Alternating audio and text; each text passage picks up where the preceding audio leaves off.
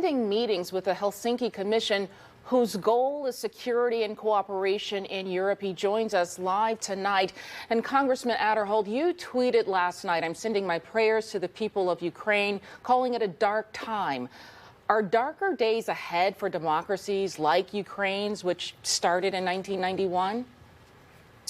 Well, that's the concern, and that's why that, I've been, ever since this morning that I woke up, of course, we're about 8 hours ahead over here, and I heard the news that the attack had taken place, and, I'm thinking of what's happening next. If Russia can attack a sovereign nation like Ukraine, then what is next? And I know that a lot of folks, they turn on the news every day and they hear of different wars that have taken place. And a lot of those places around the world have been going on for decades, if not for centuries. But here, this is a sovereign nation that we have a great relationship with, and Russia has come in there to take over without provocation. And Russia is a member of the Helsinki Commission. So how have they responded to being told that their action is unprovoked, that this invasion of another sovereign nation is incorrect? It's been almost unanimous. Of course, you have countries like Belarus and other countries that have a relationship with Russia that is basically their puppet states. But most everyone here, we're coming together in solidarity for the Ukrainians, knowing that another country could be next. Lithuania, for example. I just got back from Lithuania just yesterday. I was on the Belarusian border, only about 8 miles from the Russian troops, and Lithuania could be next. And it's just really, this is a real dark time in world history. Nothing like we have seen since World War II. A lot of talk here is about the sanctions that President Biden has announced, stronger sanctions today, saying that 2/3 of the world are united against this invasion in Ukraine. How do you see these sanctions playing out?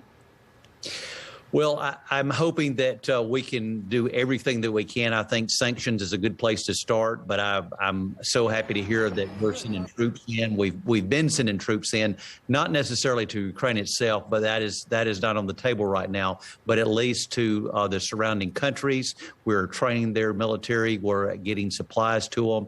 And I think we need to do everything we can, because this is not just another situation where you have countries that are just upset with each other. This is where a country that is sovereign, that controls its own destiny, has been invaded by another country without provocation. And we must stand on the right of truth and justice, as this country always has. You're on the Defense Subcommittee, Congressman Aderholt. What can you say to people in Alabama about American defenses as our country plays this major role in NATO's response to this aggression? Should it move beyond the Ukrainian border? Well, it just goes to the point that we have to make sure that we have a robust defense in this country. We've got to do everything that we can to make sure that we're not. There's a lot of my colleagues on the Democrat side in Washington that want to cut defense spending.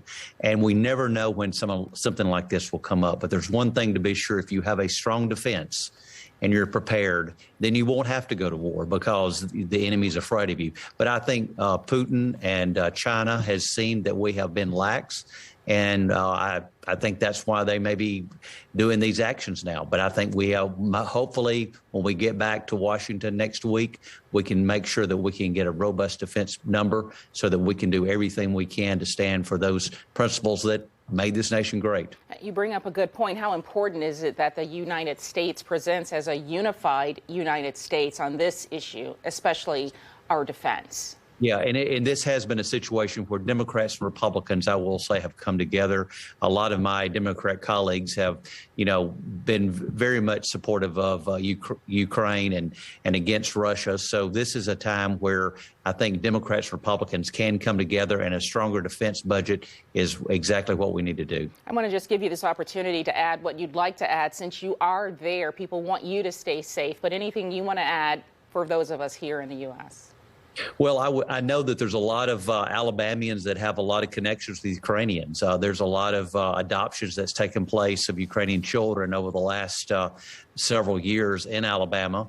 And there's also a lot of churches that have done mission work over the years in the Ukraine. And so I think it's very important that we keep the Ukrainian people in our prayers, that we do everything we can to support and let our government officials know that we stand by the Ukrainian people. That's Congressman Robert Aderholt. Thank you so much for joining us. Stay safe. He's in Europe tonight as a ground war has reached that area for the first time since World War II. Congressman